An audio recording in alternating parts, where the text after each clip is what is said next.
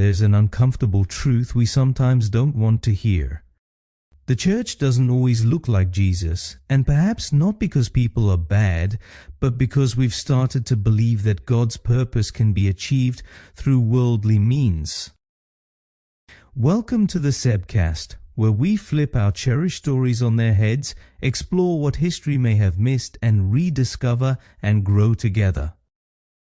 Power, manipulation, coercion, guilt. These are all practical tools in the world.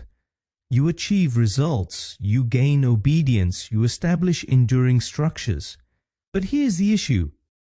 It's not how the king operates. Jesus' path was never the way of Rome. When Satan tempted him in the desert, remember Luke 4? He says, "I will give you all the kingdoms of the world, just worship me." It's a shortcut. Power without suffering, results without a cross.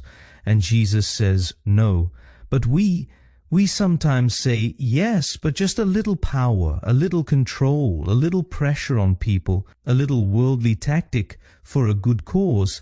And every time we lose some of our faithfulness to the King. If you follow the history of the church, you see one clear pattern. Every great embarrassment and every harm to the integrity of the faith can be traced back to one cause. When Christians attempted to build the kingdom of God using the weapons of human kingdoms, reflect on times of colonialism.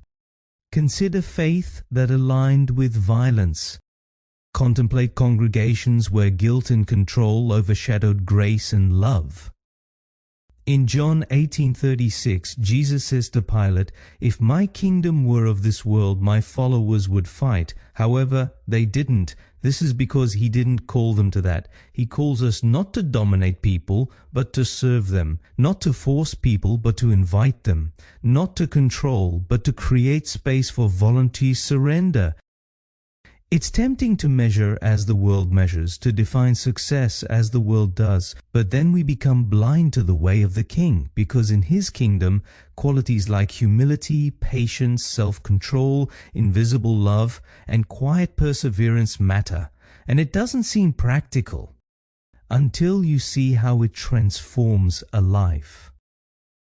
So, if today you feel like forcing something, controlling people, or trying to make results happen, instead ask yourself, am I working for the King or trying to replace him? Because God's work in God's way will always produce God's fruit. Until tomorrow, take care.